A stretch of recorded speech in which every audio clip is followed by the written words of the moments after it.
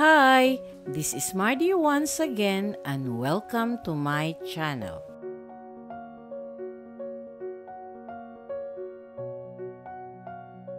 On January 6, 1936, Nida Blanca was born as Dorothy Ginto Jones.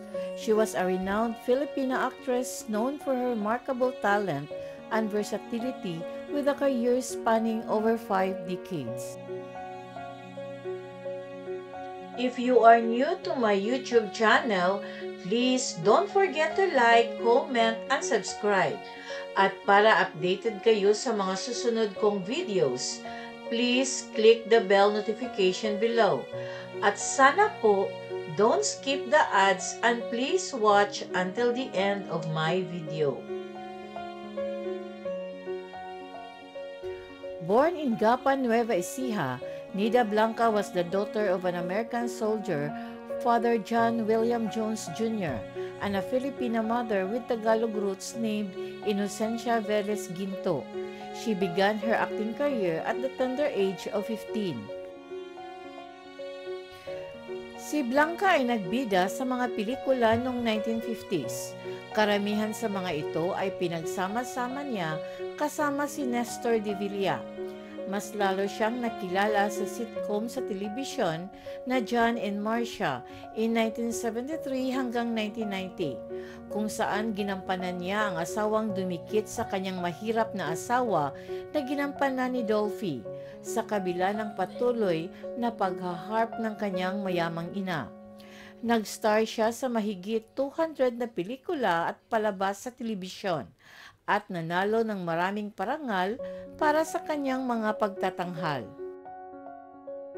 Nida Blanca, a highly acclaimed actress, received numerous awards throughout her career. In total, Nida Blanca won 16 awards for her film work. These awards highlight her exceptional talent and her significant contributions to the Philippine film industry. Nida Blanca was married twice. She separated from her first husband, Victorino Torres, when their daughter Kay was 2 years old. She later married her second husband, Roger Lawrence Strunk, an American singer and actor known by his screen name, Rod Lauren, in Las Vegas in 1979. Noong November 7, 2001, natagpuang pinatay si Blanca. Binugbog at sinaksak ng 13 beses sa likurang upuan ng kanyang sasakyan sa parking lot ng Atlanta Center sa Green Hills, San Juan, Metro Manila. The main suspect is Blanca's husband, Rod Strunk, who prosecutors say hired a hitman to kill her because Blanca took away her will. Noong 2003, si Strunk ay nasa Estados Unidos nang harapin niya ang mga kaso para sa pagpatay kay Blanca. Kasunod nito, siya ay dinakip sa kanyang tirahan at ikinulong sa Sacramento County Jail habang hinihiling ng gobyerno ng Pilipinas ang kanyang extradition para sa isang paglilitis sa Pilipinas. Gayunpaman, tinanggihan ng korte ng US ang extradition plea na humantong sa agarang paglaya ni Strunk mula sa kulungan. Sa kabila ng paghahain ng gobyerno ng Pilipinas ng pangalawang extradition case laban kay Strunk, walang pormal na tugon mula sa gobyerno ng US. Noong July 11, 2007, tinapos ni Strunk ang kanyang buhay sa pamamagitan ng paglukso mula sa isang balkonahe sa ikalawang palapag sa Tracy Inn sa Tracy, California, kung saan siya nanirahan sa nakalipas na 3 araw. Despite her tragic end, Nida Blanca's legacy lives on.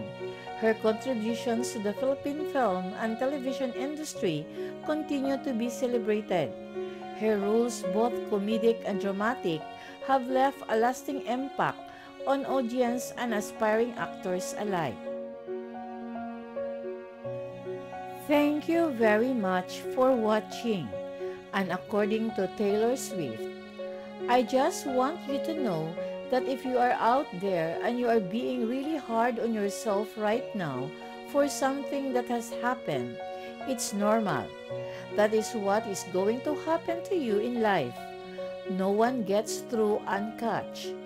We are all going to have a few scratches on us.